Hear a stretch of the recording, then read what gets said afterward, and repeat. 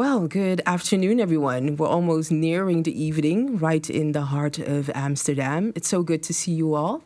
And welcome to this year's Afrovibes Festival, right full of culture, art, and good conversations that we're going to have today. Special welcome also to those that are following us through the live stream. We are seeing you. My name is Miss Abba, and I will be your host for this evening in this engaging talk with two outstanding creative artists and so much more. I'm in the presence of Sindiso, that's the right way to say it, Nyoni, aka Riot. We're going to talk about that riot thing in a bit. Independent graphic artist, born and raised in Zimbabwe, now based in Johannesburg, down on the African continent. And next to him, or opposite of him, we have Odair. Do I say that right? With the Brazilian touch. Pereira, who's an award-winning fashion designer from Rotterdam, a stylist for international stars, and most of all, the founder of DAIR Designs. DAIR Designs, I love that. Today, we're going to talk about how do you keep your independence while you have this rising success as an artist, and how do you combine activism, which is also very important, while working with big and commercial corporations. And these are the questions this afternoon. And hopefully by the end of this talk, we will find all of these answers from these creatives today. How are you feeling? I'm feeling good. Good. Yes. Good to see you. I love the blue. I mean, Combined. after this, I need to purchase that jacket. Let's go. Another blue man. Yep. A bit How calmer are you now. feeling? Much calmer now. Good. I love you're sitting opposite of each other, but you have so much things parallel, which is being self-starters, creatives. We're going to talk about that. But let's start with you, Sindiso. You are an illustrator, activist, street artist, entrepreneur, wearing many hats, literally, and not just the blue one. Which title would you prefer? I usually go by graphic artist because I think that encompasses a lot of what I do. I mean, the illustration is more what I specialize in, but my background is in graphic design because that's what I studied in tertiary. And I spent a very short time in advertising, so I was an art director for a very short time. But graphic artist encompasses a lot of the body of work that I put out now. Right. Yeah. Okay. Well, let's keep it at graphic designer, and go on. Let's go back to your journey. You know where it started. Zimbabwe. You grew up in Bulawayo. Bulawayo, yes. And when did you know that artistry was really the path that you would like to go on?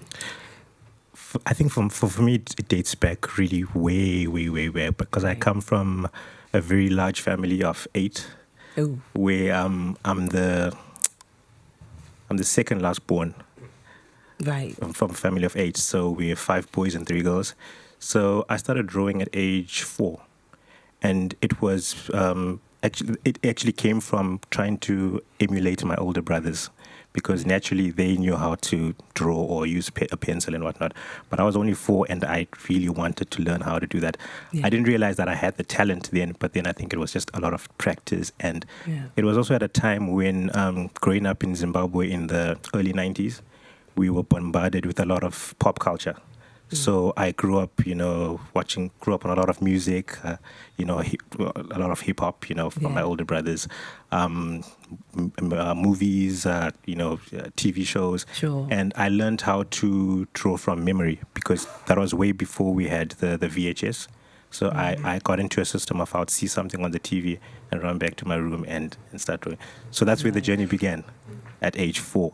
And fast forward to maybe about age 9, because growing up in Zimbabwe, we were in the education system that side prompted you to read a lot. Right. So I got into a lot of writings very early in my childhood. At about age 9, I had discovered the writings of Malcolm X, the Black Panther movement, and particularly Emory Douglas, who was he created the images for the Black Panther movement. And it was at that moment that I realized that this is actually what I'd like to focus on. But also at the same time, as a kid, I grew up on comic book arts and graphic novels. So all of those things informed, the art as I would grow. And I think it was mainly all from the readings, reading about inequality and disenfranchised people and the civil rights movements and all that stuff that really resonated with me. And I think also growing up in a country that was under a dictatorship for all those years, I always felt some sort of like an urge to do something with which I would eventually use my art and my skills to address.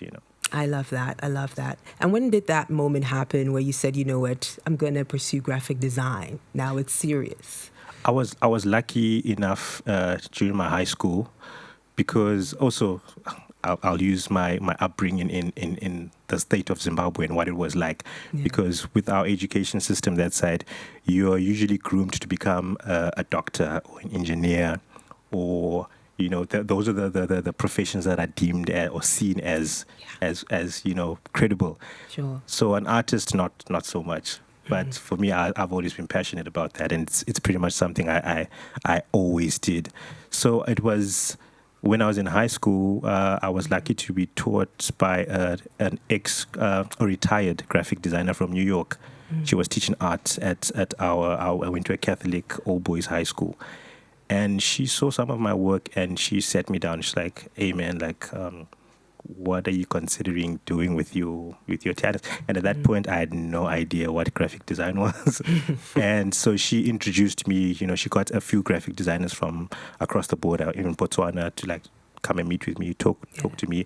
And that's when I started researching where I could actually enroll in doing a course in graphic design. And I eventually, couple of years later, because with the system, the situation and the economic drop in Zimbabwe, I had to take 2 gap years after high school before I could actually... Wow. Yeah. Which was really tough as well, because I moved to Johannesburg 17 years ago. And I worked as a barman and I freelanced to be able to send myself through school. So...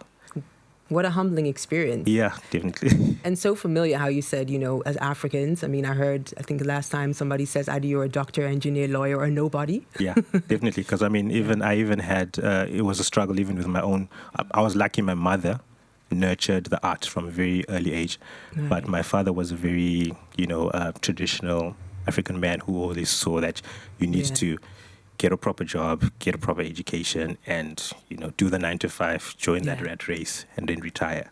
Yeah. And then retire. So he never did see a career in the arts. So which is why I kind of had to. Well, my mom helped me to raise my first year's tuition. But when I got to Johannesburg, I had to just hit the ground running. Yeah. Shout out to mom. Yeah, no, definitely. Man. So I love how you, take us to that space where you started drawing, as a 4-year-old and starting to do that from your brothers.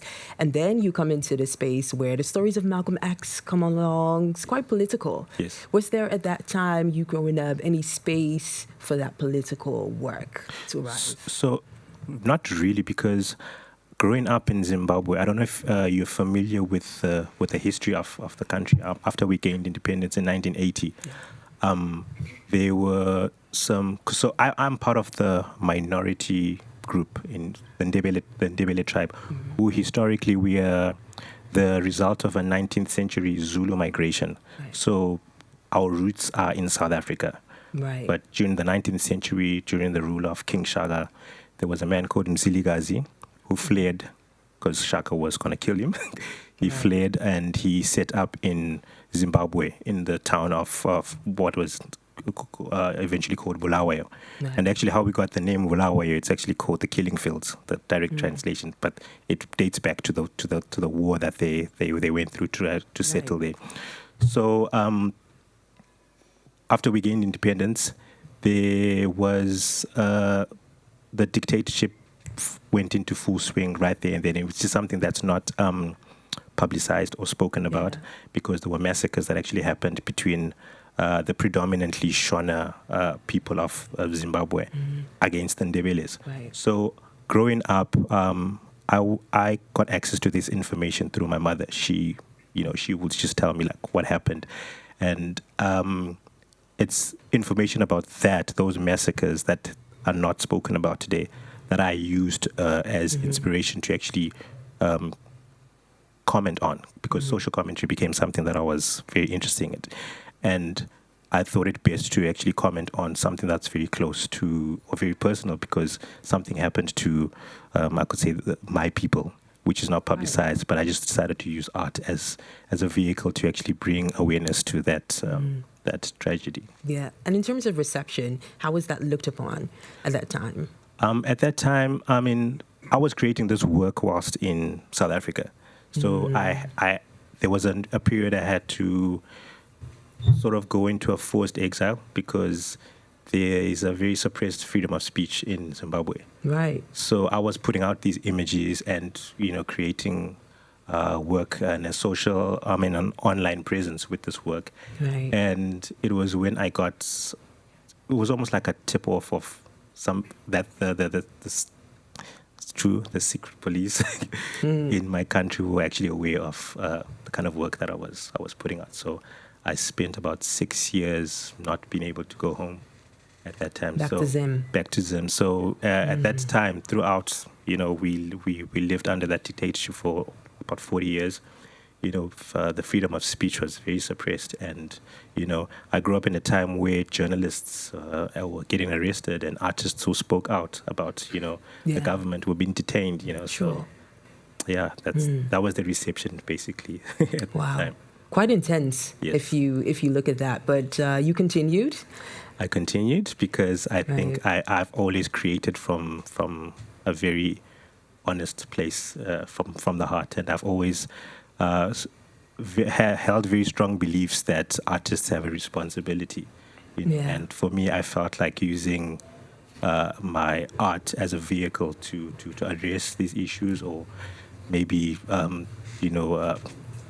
talk about social change, or bring about, or start a dialogue at least, So, Yeah. I love how you, because in a way you take me to your journey, not just as somebody who draws, but you really take in and you translate the stories that come out of you. Yeah. Now, from graphic design to an independent artist, how did that come about? So how did you start? So after I graduated, I moved to Cape Town. My first job was as an illustrator. So I stumbled upon illustration whilst studying graphic design. So during the course you can either go into advertising, you can go into publications, desktop publishing, but I chose to specialize in illustration because drawing was my strong core.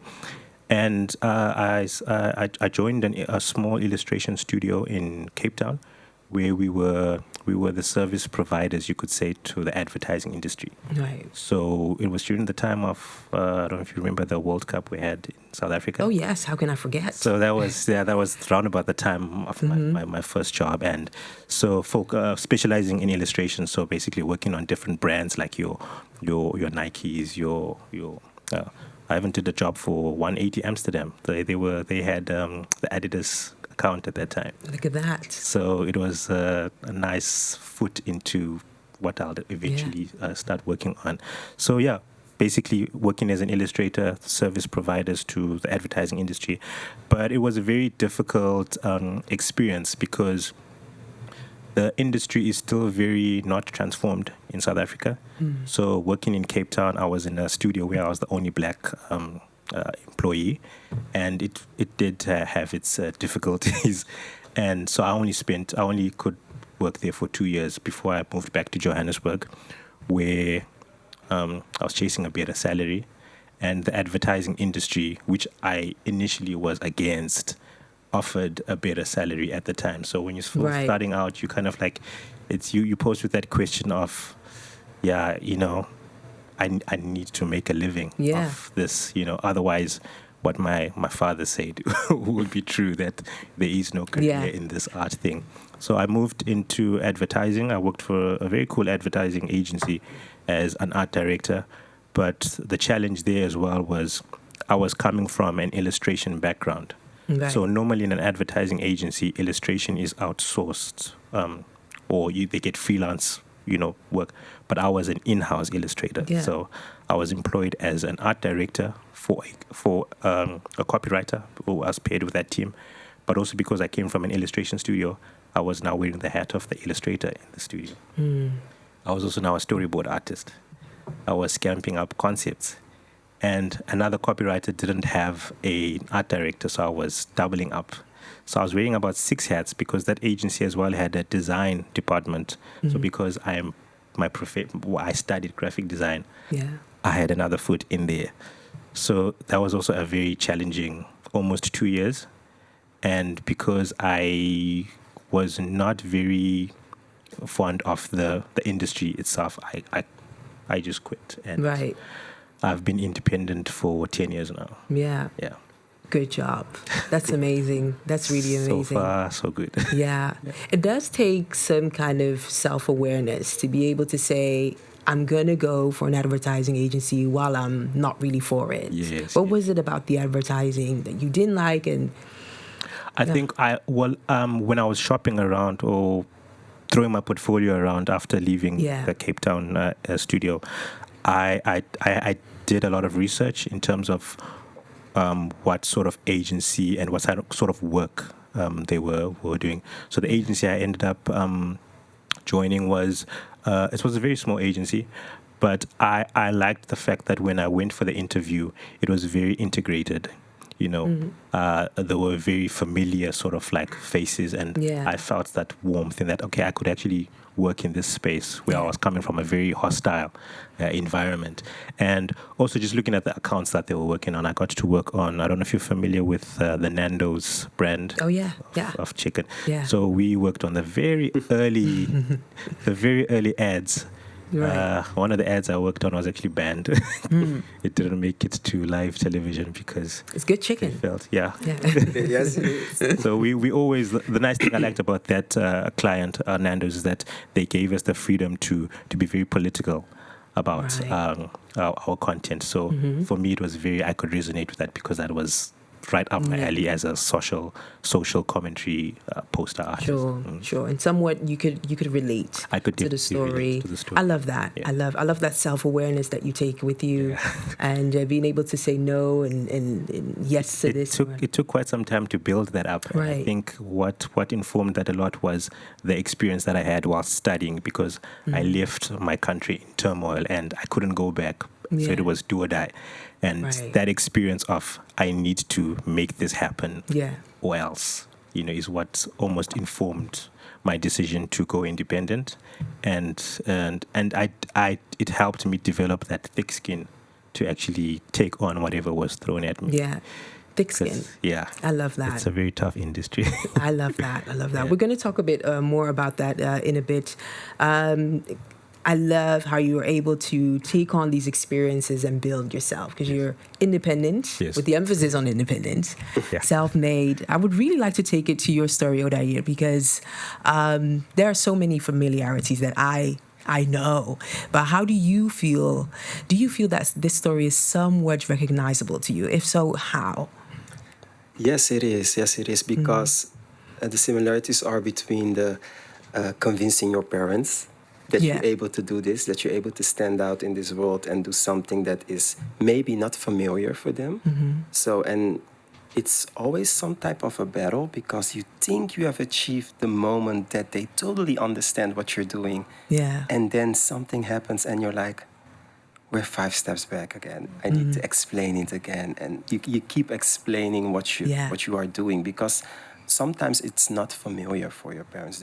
It's another generation. They come from another background. Yeah. So that for me was the similarity between his story, and always making sure that you are on the right path with what you believe in. Yeah. That's something very beautiful that he was explaining us, and that's something very rare. Yeah. And to keep that in mind and on your focus point is a daily task, I believe. Yeah. And I see that in my job as well, because with my brand from the start in 2009, I was aiming to have a diverse look with different types of models, shapes, colors, and everything. And in that time, it was still, you were not able to do that. People have told me, like, oh yes, you cannot put too many black models because otherwise you will not be taken seriously as a brand. And for me, that's the thing you need to tell me for me to go and do it. Because, that for me is very important. For example, this picture that you see right here, was at a fashion show that it wasn't able. And I was standing there, I was like, okay, I only one, okay. And I changed it up, and nowadays it's a trend. Yeah. But it shouldn't be a trend, because if you look outside, you see all different shapes, all different types of people. So, yes, coming back to your question, I believe I have had the same thing, the same battle, and standing out and telling people for now it can be changed, it can be different. I love that. Looking at your journey, because I know you were a dancer as well. Fashion is not necessarily something you went to school for. No. Take us to the place where this desire, this passion, where this fashion thing started. Yes, it's actually funny. I was 4 too. So. All right. Okay. And I remember we had this closet at our home. My parents would put all the summer clothes in there, and then she'd take it away and put all the winter clothes. For the winter. And I'm that child. I want to wear the winter clothes in the summer and the summer in the winter. So I remember convincing them to sit down and watch me do a one-man fashion show with different looks, so layers over layers, and then showing them what I had in mind. And that's when I saw this type of voice, this type of freedom. Yeah. And from that moment, I liked it. And I remember me and one of my friends, we have this friendship book. I don't know if people remember this from back in the days, but you had those friendship books that you could write in, what do I want to be when I grow up? And my friend wrote in my book, policewoman. And I wrote in her book, fashion designer. And nowadays, she's a policewoman and I'm a fashion designer. So we always laugh about it because she still has that book. I lost mine. But she still has her book. And then that's the moment that I realized that I wanted to be a fashion designer. And the thing that triggers me in fashion is a lot of people think it's very superficial, looking good. And it stops over there. But it's, as a fashion designer, you are a therapist of your client. You are the best friend of your client. You have to convince them that they look good, that they are beautiful. So you do so many things, and that triggers me. The personality of people triggers me a lot. So that's my inspiration for going into fashion, and also what brought me into dancing for several years on a high level, because you have to bring in your heart, to bring in your soul and give it your all. Yeah. I love the perspective that you bring, and you were able to pull off such a wonderful collections, Was there a specific reason you decided not to go to school specifically? Could you tell us a bit about that? Was it a conscious choice in your artistry in that? Actually, my father, I had a conversation with my father, and he was like, my father is also very creative. And I have a sister and a brother. We are 5. And my brother looks exactly like my father, but has the mentality of my mother. I look exactly like my mother and have the from my father. And he was like, I know you are very creative, I understand, but maybe it's a good idea to have something to fall back on. So can you look for something that can complement each other? So I did something totally different, facility management. And actually, till this day, I use my degree in building up my company and building up my brand and doing all those things. And besides that, I was dancing for a long time on a professional level. So I had the network to start as a stylist and a fashion designer. So I combined those things together. And from the age of 13, I remember going to the library and looking up how to do some type of patterns and going home and trying it out. And actually, a few weeks ago, I'm rebuilding up my studio. I found the first pants that I made. So that was for me the road to take, because I wanted to have the options and to keep my parents like, okay, you can sleep at night. I have that safety degree in the back pocket, and now let me do what I need to do, what my mission is. I love that. They always say that Africans never do one thing. No. You're the perfect example for it. And you're still able to blend the different aspects of that dancing, a facility management, and even a fashion designer to what you're creating and blessing us with. Yes, I do. I'm not a professional dancer anymore, but movement is my inspiration, personality is my inspiration, music is my inspiration in my brand, yes. I love that. So starting from, a young man, this passion for fashion, you wrote it down in your book and it manifested. It's like, poof, here we are. Were there any designers that you looked up to? What was your inspiration or a role model to drive you at that time? Very funny. I didn't have a fashion designer or a model that I looked up to, but people in my surrounding. I have this aunt of mine. One day she says she's my aunt. The other day she says she's my mother. The other day she says she's my best friend. And she was one of my inspiration. If you can have Grace Jones in mind, but then shorter, that's her. That's her. Yes, she likes the fashion, she likes the coats, she likes the hats.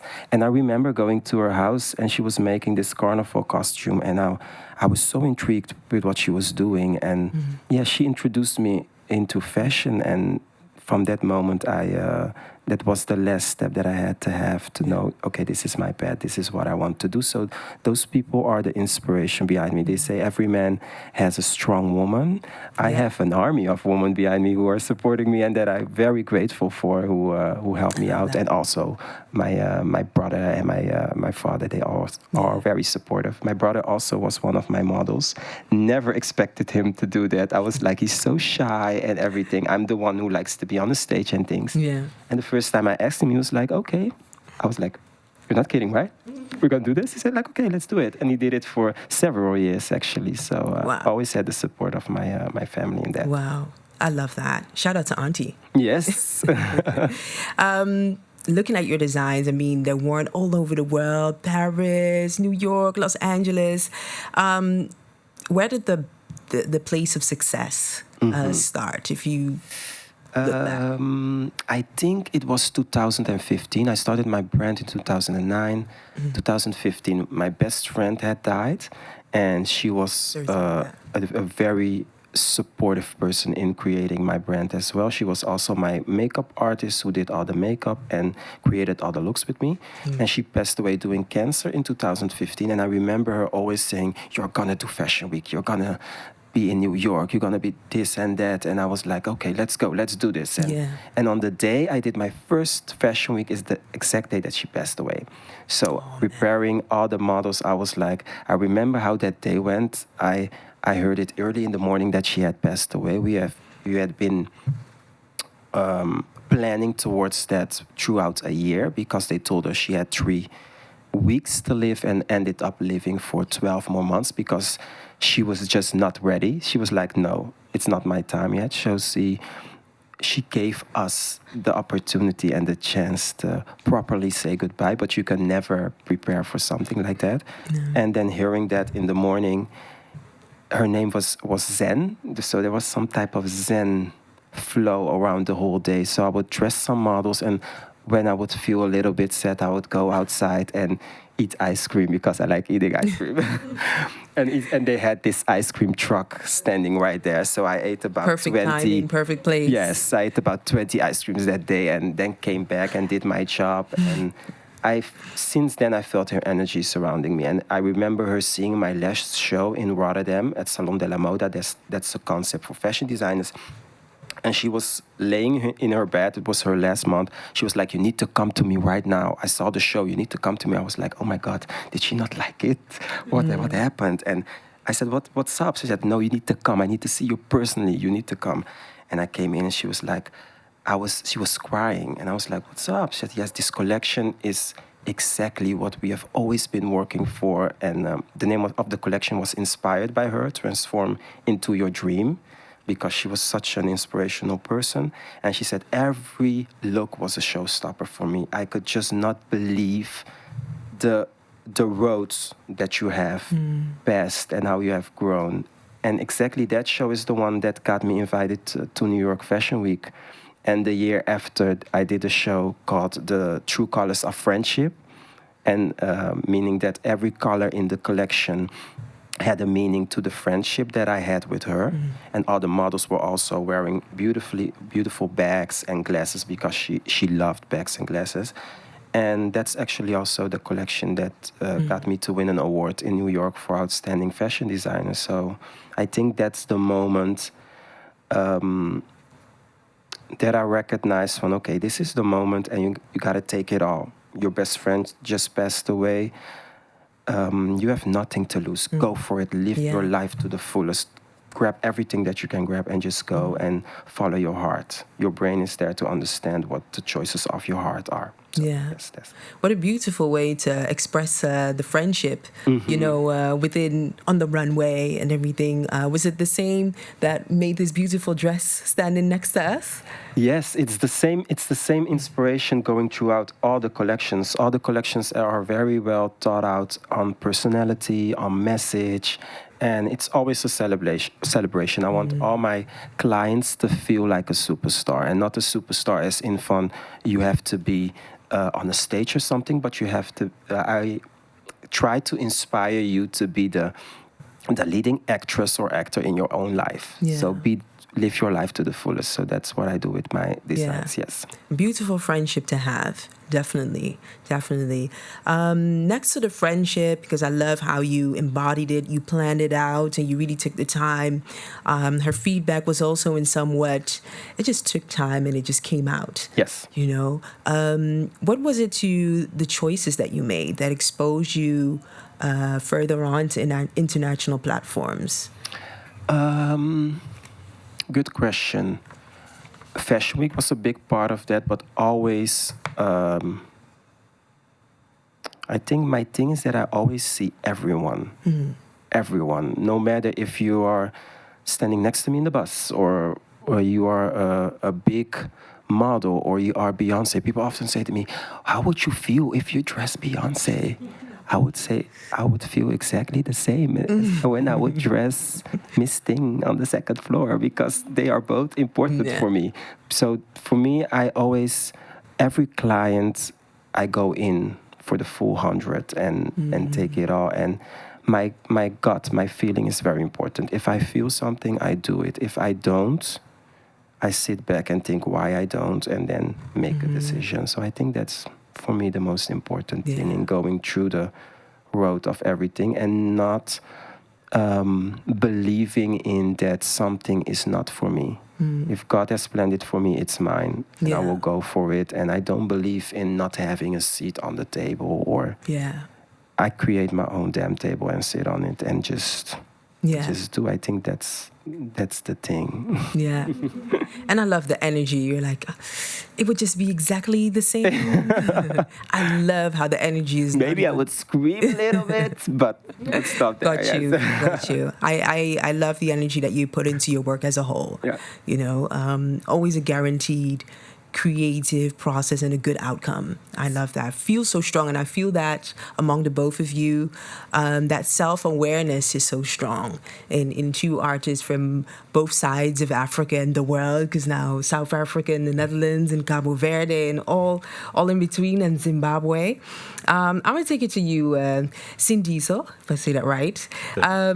Let's look at culture and your origins, you know, being from Zimbabwe and Ndebele. How has it influenced your artistic work? It's been quite a big influence, in the sense that I've always, in my work, I always strive to depict something that will let you know the identity of the piece. You're always going to know that where this piece is coming from. Yeah. So I always try to put in my Ndebele roots, my Ndebele cultures, whether it's in the pattern work. Mainly, it's always in the subject matter that I use for my pieces. It's always going to be subjects that I can identify with. Mm-hmm. So if you look at when I first started out, because I grew up on comic books.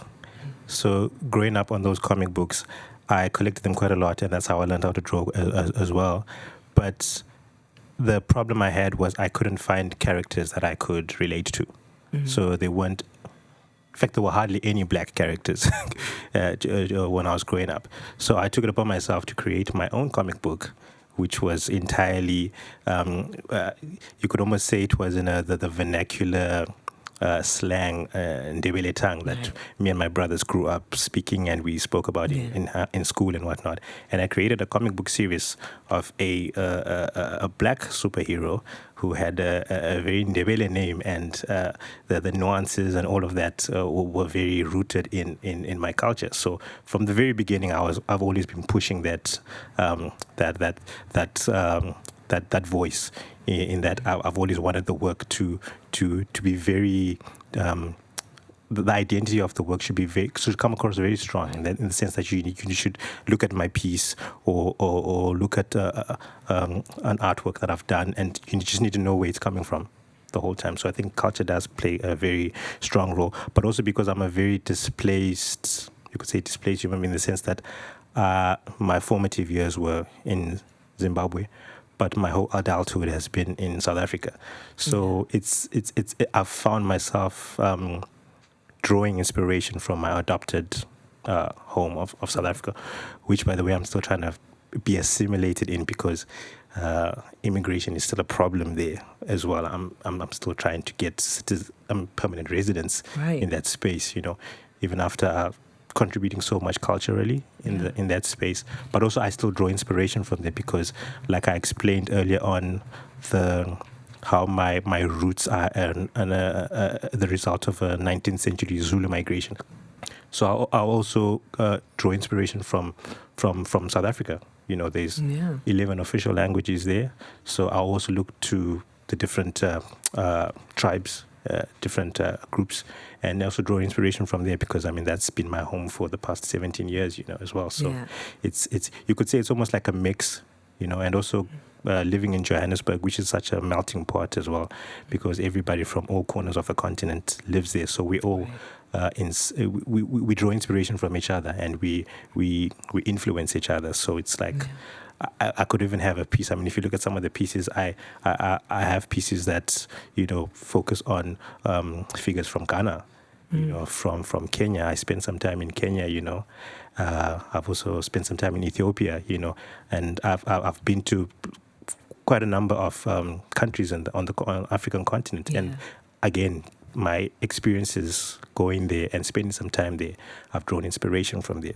So you could also almost say that culture I will draw from my own, but it's also going to be an eclectic mix from my experiences and my interests and the time I've spent in other parts. Yeah. I love how you mentioned the melting pot, and also your with living in Joburg and getting your residence, and all of those stories come to play. Yes. In some shape or form. So how do you feel part of African artistic tradition located in Joburg? How do you view that?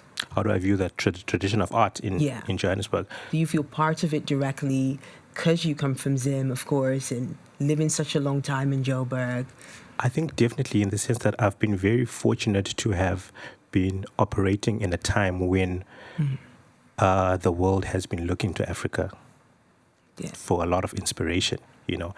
It was during that time, that period, that a lot actually came out from the continent, and you could almost say got exported. Whether if you look in dance and film and visual art, there's a lot happening. And I think it was the time when my first job, when I was in Cape Town. So naturally, as a fresh graduate, the first thing you want to do is you want to go to one of the leading design hubs or makers. You have your New York, you have your Amsterdam. I considered all those places when I was fresh out of university. But then something in me, like, I was prompted to stay, because I felt that there was almost like something that was brewing on the continent. I could feel it. I could see what was happening in all corners of the continent, and what people were doing and what people were practicing. And I felt that if I left the continent, there'd be sort of like a brain drain, and I would not necessarily, I'll miss out on what was happening on the continent. And so I decided to stay, because I either wanted to be part of it or at least experience it. And I think it's safe to say that if I look back in the past 17 years and what has happened and taken place in the continent, and particularly operating from South Africa, it's been some amazing stuff. So I think I've been fortunate to have formed part of that mix. It was a good decision, to say the least. Thankfully, yeah. Good. Speaking of roots, Odair, you have roots in Cabo Verde. And how has that influenced your fashion creation? Very much, actually, because that's one of the places that I feel more creative and where all the inspiration comes from my background. And in Cabo Verde, it's very important also the carnival. Those are the first costumes that I also made. That was a pants for a carnival and also creating carnival's costumes. I till this day do it every year. Every year in February, we have this big parade there, like in Brazil. And I create looks for that. And the thing that I love the most about that is that I can be all around the world doing fashion shows and everything, but being part of that process still can get me nervous or inspire me to go to the next, because it's a tradition that comes from my home. My grandma worked in those groups, and my aunts, my mother. So it's so much responsibility when you put out something like that, and it brings so much culture. You see everyone, from doctors to lawyers to children on the street, all come together to live that one day and create that thing that we are working throughout the whole year. And it sums all the culture and the traditions. So when I do that in February, I have my inspiration for the rest of the year, and to go out there and do what I need to do. And yes, I always say I'm an island boy. I like being there, getting the breeze of the wind and the sea and everything, and translating that into what we do. And I like just sitting and watching the people and the children, how they go through life there. I always say that the streets sing, and they literally do, because the practice of the carnival and everything, or for school, you hear them sing in the streets, and that's something very spectacular that I take with me everywhere. And once a friend of mine asked me, how do you think in your mind? Do you think in Dutch or do you think in Cape Verde? And I was like, that's a good question. How do I think? And then I noticed that I think in Cape Verdean, because that's my base. I was born in Rotterdam here in the Netherlands, but I am in my base a Cape Verdean man. And yes, that's where all my beliefs are and things, yes. So that's how I bring my culture from the Cape Verdean Islands into my work throughout the world. And my dream is to not have to explain anymore what Cape Verdeans are and where it is. Thank you. So that's something that I do. Are you Cape Verdean too? Yes, that's my goal, that I don't have to explain it anymore. And we're getting there, because 10 years ago I had to explain it also in Amsterdam, but nowadays we're doing a good job, guys. We're doing a good job. So yeah, we're gradually getting there. Yes. I love how that returning every year, is somewhat a creative boost. Yes, it gives you a new energy. Yes, and, it does. And it's well needed. I mean, especially as an African, to go back home and really let your feet touch the ground. Yes. So to say. What about the traditional arts? Is that any way, shape, or form still alive when you visit?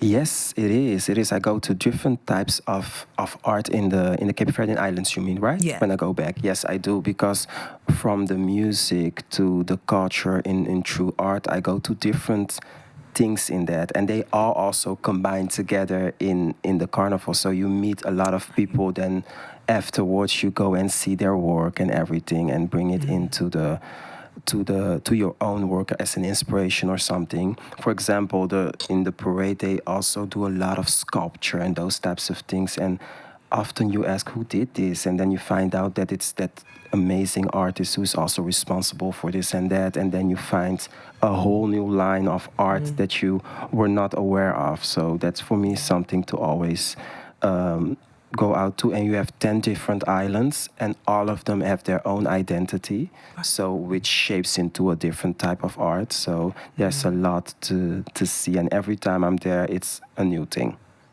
that I see and find out. So that's for me very very inspirational.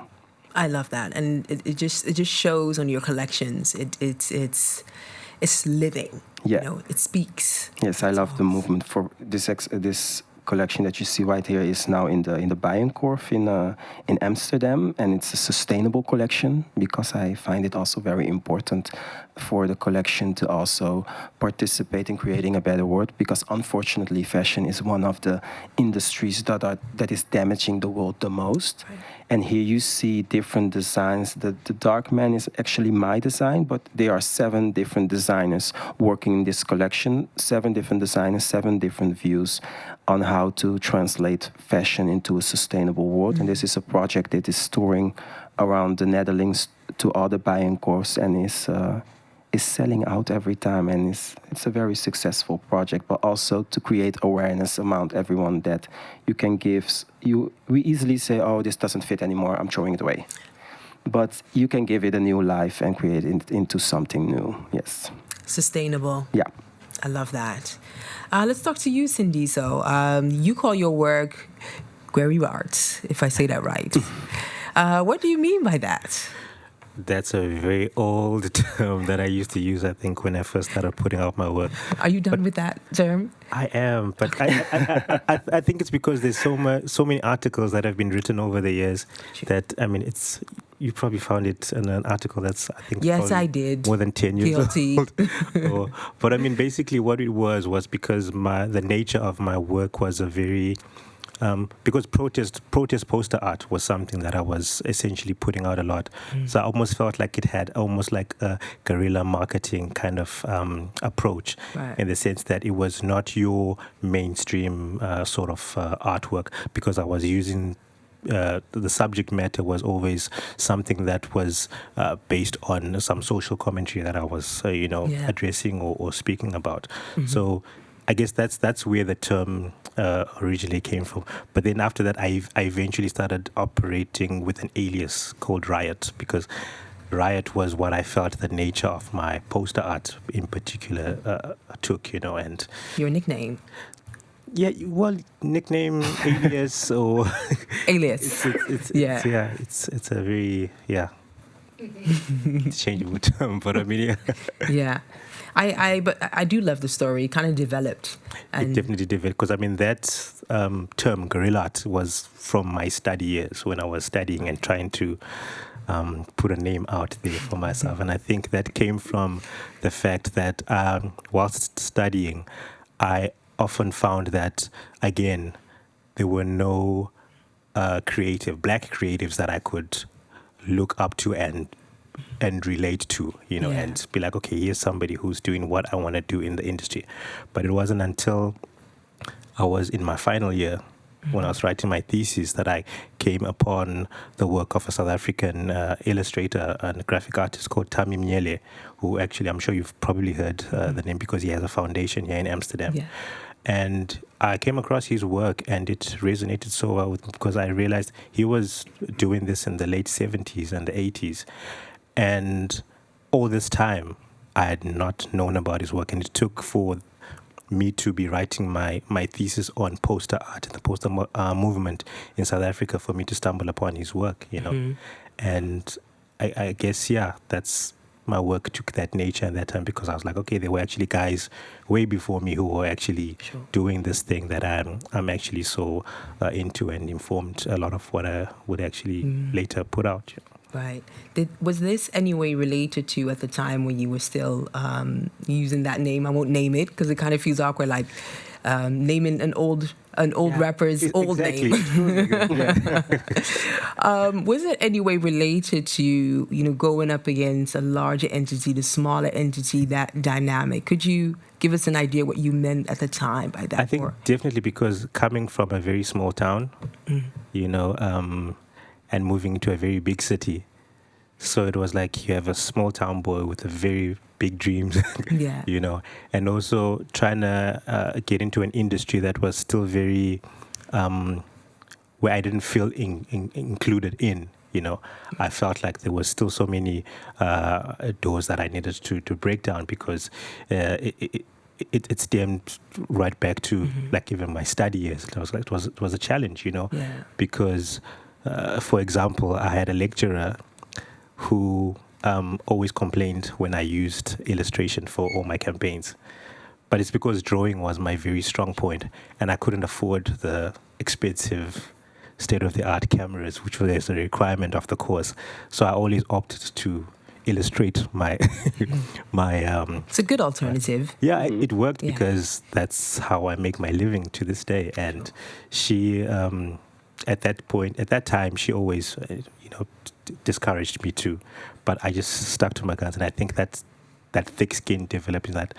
If I feel something, if I feel a certain way about something, I should just stick to my guns and actually just literally go against the grain. And there are some good results to that. It might not go so well, but I think I've been fortunate enough to have good results from me sticking to what I've always felt. Yeah, you could definitely be proud of that, to say the least. Odair, if we look at your journey, do you somehow feel, can you relate to that small entity, big entity? Was it anyway some kind of battle for you when you were trying to, I wouldn't say trying to, but making your steps towards the bigger stages? Yes, of course. Still this day. Till this day. Till this day, yes. Till this day, yes. You have to always, you're as good as your last creation. So, and you can do a lot, but if your last one wasn't good, it's like starting all over again and doing it all over again. And also trying to, in a way, convince people about what you can do and what you're capable of. And I say convince in a soft way, because I feel like your work has to speak for you, and it will bring in the work or not, and you have to bring in your beliefs in it to convince the people. But for me, the thing is that you always have to, for example, without name, I had this phone call last week. I had to dress someone for a big red carpet, and the stylist called in. But she didn't know who I was, and that's fine. But she starts the conversation with, I heard that you like making dresses. And I was like, okay. I said, yes, I do. She was like, yes, I want you to make this dress for that and that. It's a big actress, and I hope you're aware that there's no budget. And I was like, no, I'm not aware. And let me explain how I work. You can rent something, or you can buy something, and in both options, I can do it towards your wishes and everything. And she was like, oh, okay, let me discuss it. I'll come back to you. This was the assistant of the stylist. Oh, then the assistant calls me 45 minutes later. Yes, we discussed it. Unfortunately, there's no budget, and we cannot do this. And I was like, and she was like, yeah, maybe we can do it some type of thing for the exposure. And I was like, yes, I'm this thin because I'm eating exposure every day. So for me, that doesn't work anymore. And I said it with a laugh, because I don't like going to things with ego. I like to be very sincere and up to it. But I don't like when people waste my time. I don't like that. Sorry, I'm very allergic to that. And those are my three interests sitting right there, and they know me. They will say, yes, you don't like that. So I don't like when people waste my time. Let's go to it, and let's just be honest and go upfront about it and do what we have to do. But let's not make a fool out of each other. Sure. Because we're here to do our thing. So for me, coming back to your question, yes, every day. Every day. And the thing that I do for myself, is keep myself in check. How are you going toward this situation? Are you handling it with ego? Then I'm going to stop you right there. Oh dear, you're going to change it up, because that's not who you are. That's not where your beliefs are. You have this brand called DAIR, that's meaning that you have to stand up for yourself, be the best version of yourself. So you have to do what you preach. So let's go. So yes, every day. Yeah. I love that. You set the record straight, very straight. Yeah. And how did you navigate as a smaller brand in a world of big brands? How did you, I would say, make your own distinction? What helped you to do that? Focusing on myself, focusing on what I want to say with my brand, because I believe that clothes are a story. They tell something, and it's not about what you are wearing, but how you are wearing it. And that for me is very, very important. And keep planning what I want. Keep checking myself if I'm still on track with the goals that I need to achieve. For example, 2018 was a year for me that was very important. I did my own fashion show. Once in a while, I do my own produced fashion show here in the Netherlands, and I did my fashion show. And after that, I didn't touch my sewing machine for a year because I wanted. The show was for me to see where I was and to see if I was still on the right track. And I saw that I wasn't on the right track, and that's fine. But we need to get back on the track as soon as possible. So what are we going to do? So I took a year to rebuild my brand and to go back to the base of my brand and change up things here and there and then move on forward. And that was a fresh air for me, a new era. And I would always say that people say, well, yes, your brand is going this and doing good. I would be like, no, I'm sitting on the sideline. Sitting on the sideline. And from 2018, I was like, okay, now it's time to come towards and not being on the sideline and going for it. So for me, that's very important to keep focusing on what your goal is, because I believe you have the same thing. You have so much coming towards you, and then you need to shift everything that's only noise for that what you're trying to achieve, because it can be amazing for him to go to New York, but if he feels in his guts that it's in Africa, then Africa is going to be his success story. So that's for me is very important. And actually, with this picture with Billy Porter, this is one of the actors that I love dressed. The blue. Thank you. And for this, it was in Corona. I remember we went into Corona lockdown, everyone frustrated, and I was like, I just came back from Cape Verde, and I was so tired. I was like, oh my God, how am I going to do this with my work and everything? I'm so tired. It was supposed to be my vacation. Billy Porter. And then everything stopped. And I was like, oh my God, the first time in my life I have time. What am I going to do? Okay, I'm going to sit down and eat and sleep 10 days, and then we'll figure it out after that. I had just launched my ready-to-wear collection, put 15,000 euros in it, and it needed to sell, and we shut down. Oh. And I was like, okay, I'm going to fix this. And I was like, no, let's think in solutions and let's go from there. That's when the renting part of clothing came to life.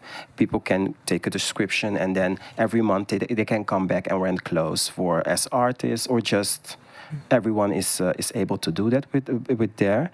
And I called my photographer, and I was like, one of my friend Mitchell, I was like, I want to do this photo shoot and I want it to go viral, and Billy Porter needs to see it.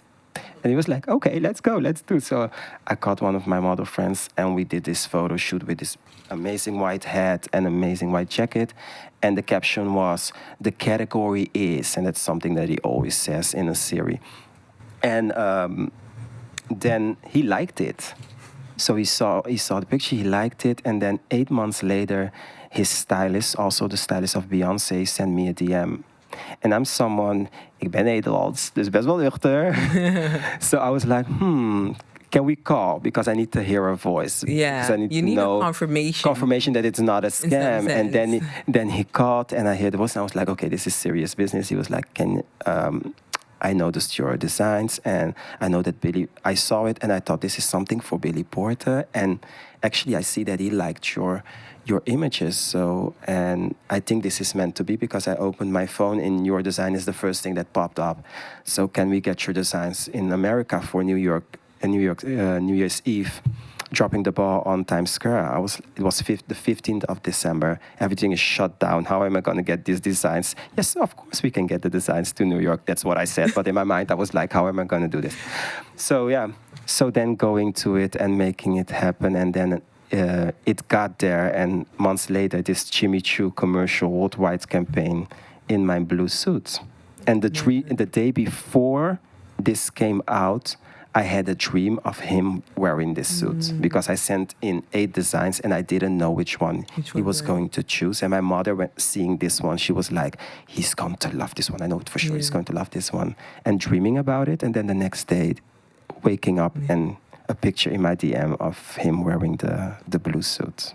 Nice. Yeah. So profound. You wrote in your book that you were going to be a fashion designer. Here you are. You dream something. You target Billy Porter. Here you are. There's something there. I think people might call you to kind of say something nice to them so that they can see that coming out. But I love it. I love it. You envision it, and it's a way of it manifesting. Yes. And look at him in a blue. Which your designs are great already, but seeing something so specific, you target, you go for it, and seeing that come to life is beautiful. Yes, beautiful. It actually was. Yeah. DAIR designs, and you talk about it, it's meant for all shapes and sizes. You also took us to the aspect where they told you, this is for the minimum of Black people as models. And you were like, okay, we're about to change that. Self-aware, you're conscious, you're strategic about your going about. Would you say that DAIR Designs is some way of activism? Yes. Right. Yes, because it's sometimes often going against the rules. Because when it comes to culture, when it comes to luxury, for example, it's a couture-inspired brand, and they have made us believe that it's not for everyone. But why not?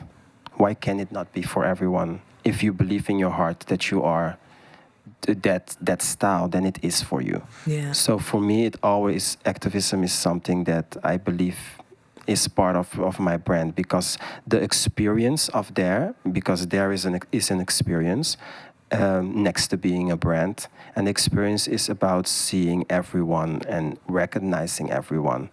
And yes, it's a celebration of everyone. And that's sometimes going in against the rules and seeing you and making that opportunity for you, or you creating that opportunity for me, because it goes in both ways. Yeah. Yes, so I believe so, yes. I love that. So would you say being independent, relatively small, because to me, what you do is major, but independent, small, would you consider it a challenge or an advantage? Ooh, would I consider it a challenge or an advantage? Both. And you already knew I was going to say that, right? I did. Yes, both. It's a challenge in a way that every day you have to come forward and focus on the job till it's done. In that case, it's a challenge. And sometimes as a small brand, you have a lot to do on your own. Because if you don't do it, and I have interests that work for me, I have freelancers that work for me, but on the end of the day, I have to guide them and to stand there. So if I'm not there's no moment for me to not have a good day, because we need to deliver. So that's a challenge. An advantage is that I have the space to be in activism. To say, I want to speak about this, I want to create this for that group, or say this against those rules that they are making. So those are the advantages. And I balance them both together. Yeah. So it's both. And I like that it's both, because it keeps me on check. I don't get lazy. Keeps you on your toes. Yes, on my toes, and going and doing what I need to do. But sometimes when it's 3 o'clock in the morning and you're still not done, and you're like, I would like it to not be such a challenge as it is right now. Yeah. Yes. Actually, last week I had to make this dress. I had 2 of these dresses for the televisering. That's an award here in the Netherlands. And I had 5 days to make them. And I didn't sleep all night to get the job done. And I was like, whoa. Sometimes if people only knew what we have to do. What kind of work? Yes, to get the job done. When my interests come in as when I was like, if you expect glamour, right, it's 1% of 100. 99 is just working hard. We look a mess. I didn't look like this when I came in that door. I had to change upstairs. So yeah, That's the real. I try to showcase the real, yes. And the reason why people can't come to you and say, we don't have a budget. Yes. Yes. Yeah. Yes. Sindiso, I'm looking at you. You have worked with the larger companies and been able to work with all kinds of brands, and your work was out there. But you're independent. At the end of the day, that's the road that you've taken. Is it an advantage or is it a challenge? What is your outlook on that? I think I'll also go with both. Because, the advantage of it is that you actually have,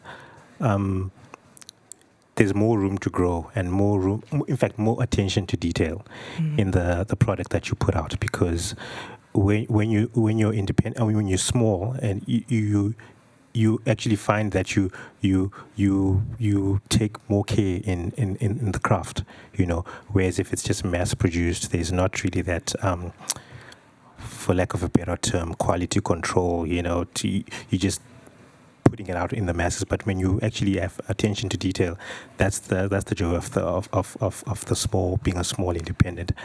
And the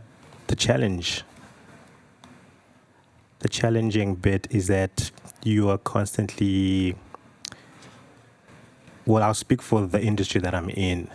It's like you constantly have to bust down a lot of doors and get recognition, I could say that I've been doing this for 17 years, but to this day, I also still get offered exposure, for work, and it makes no sense when you can actually see the track record of the kind of work that you're putting out. And it's difficult and challenging that you're constantly trying to get this validation, which shouldn't be the case because the work speaks for itself. And if you have a portfolio as strong as the work that you're putting out, it makes no sense that anybody could even contact you and offer you exposure, as opposed to actually paying for the value that you're adding to whatever it is they're bringing to the table. Yeah. So I guess those are some of the challenges that we find.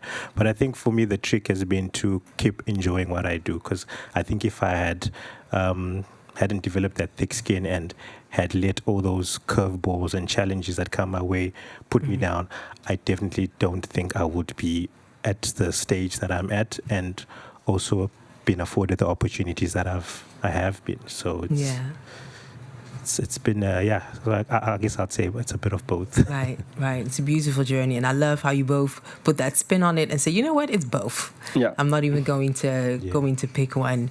All right, we're gonna go on with this conversation so much, and we're gonna dive a bit more in both of your creative journeys. But first, we're gonna enjoy a specific nice piece, and it's this blue dress. It's blue all around. If I knew this, I would have worn blue so that I could just be balance out the energy here. But I love it. Blue is my favorite color, so I'm getting all of the energy off of it. Before we continue our conversation, there is a special intermezzo for us by Mr. Odair himself. I'll just say the floor is yours. Take it away and do your thing. Thank you. Let me get my microphone. Sure. Go ahead. Yes, this is one of my creations. I'm Odair Pereira, you already know me, from DAIR Design. This is my latest creation that I made for the televisiering here in the Netherlands. And I had 5 days to create this creation, and my team sitting there also helped me get through this creation.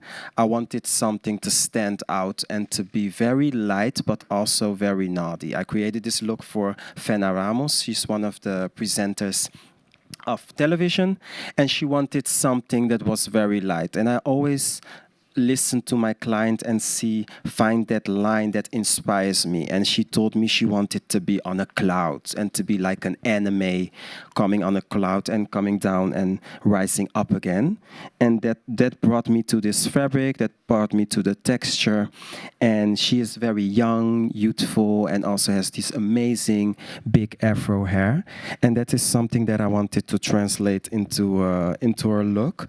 And she is a fan of a mini dress. So we wanted to create something that was this gala gown and also had this black tie to it, but also stood true to her beliefs in this young, fun girl. And that's how I translate it into this look.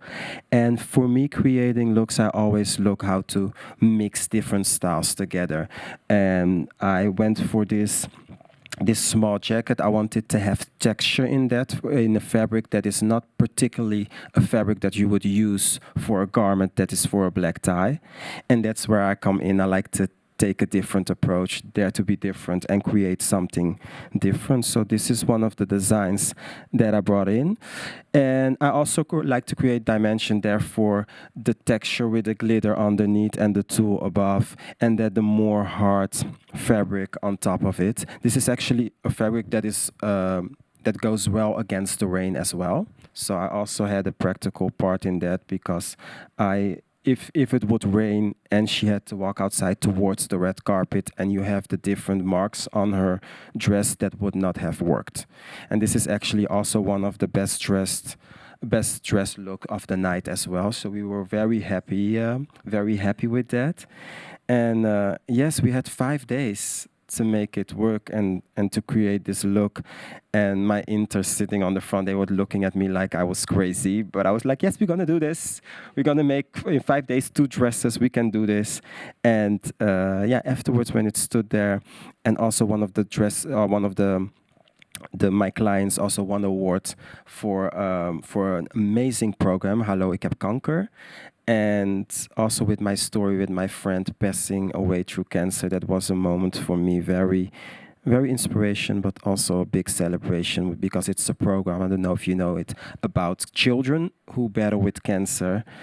And yes, that is something that we just don't want our children to go through and to be in. And it won the award, and she was wearing my dress, and the presenter also presenting the award was also wearing my dress. So it was for me a night that I was sitting back and looking at, like being, wow, okay, we're doing this. So that was one of those moments that gets you in check, and that you're like, okay, we're on the right path, let's keep going. This is the reason that I was not sleeping throughout the whole night, to get everything done and put it out there. And the other dress was worn by Annemar Swart, and the other dress by Noël van Kleef. She's an actress of Goede Tijden, Slechte Tijden. So that's a little bit about the work that I do. And it's about personality. So I love it. There it is.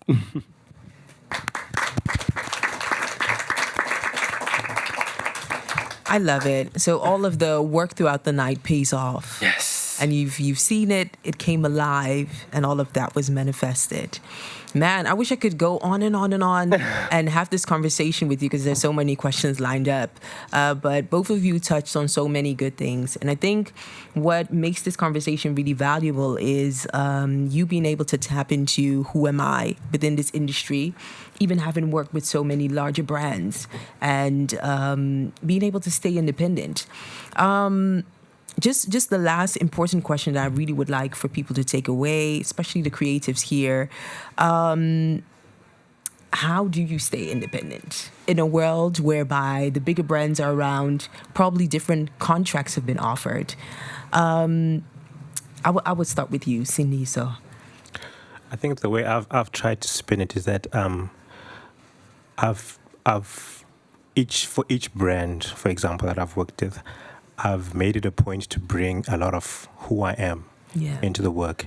And it's gotten to a point now where the brands actually come to you for you, not for you to emulate anything else, but they come to you for your voice.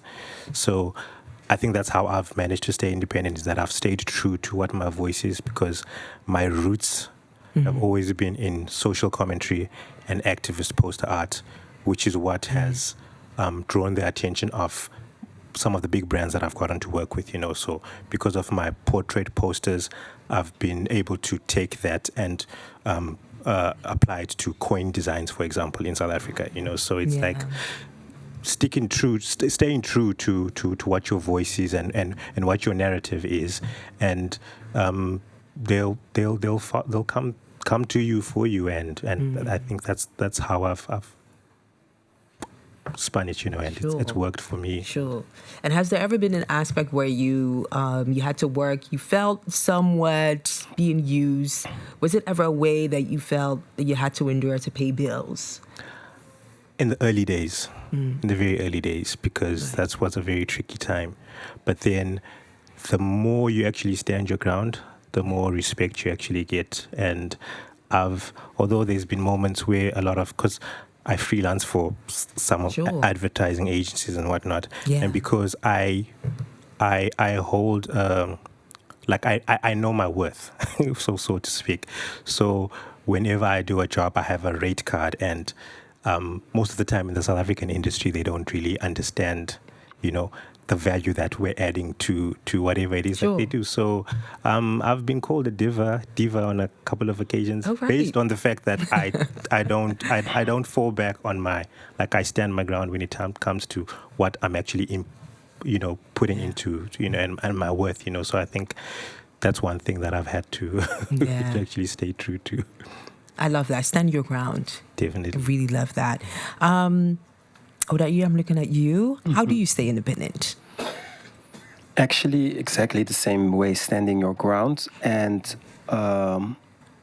also believing in what you're worth, what you're bringing to the table, and moving from a right space and not feeling offended, because sometimes for me, what's very important is the part of not leading from ego, because sometimes that can be you can make it very difficult for yourself. So keeping myself in check, why are you reacting this way? Is it out of ego? Is it out of hurt? Did they hurt you or something? And going to the base of that and then passing forward and going through.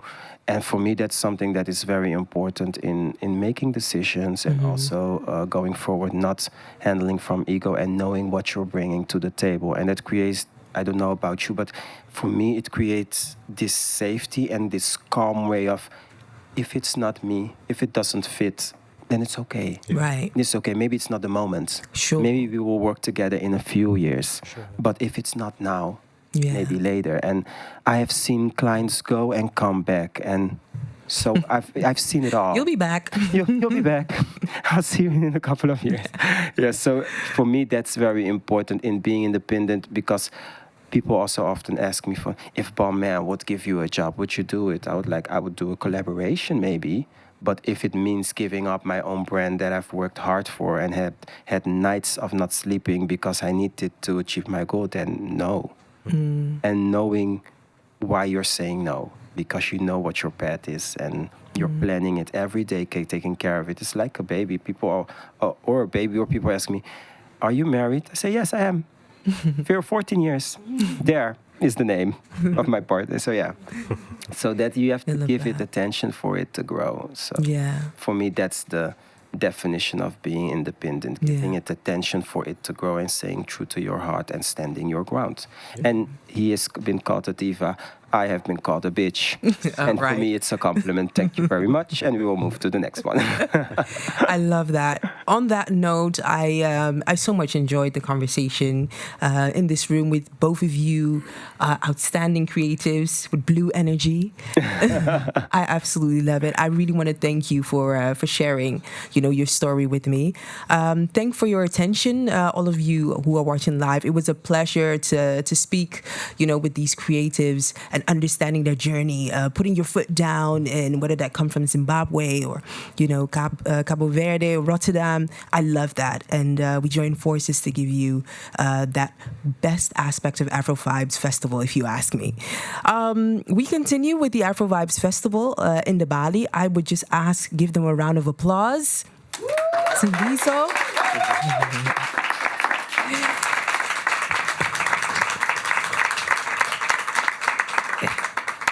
a good one that was. At 8:30, you can see the beautiful performance of La Dernière Danse du Monarque. And I hope I spelled the best French way of saying that. From Babassar Cissé. And tomorrow there is another talk and performance that you definitely should not miss. I hope to see you there.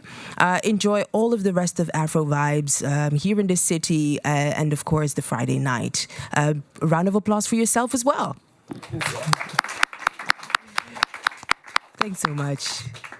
All right. Good combo. And thank you.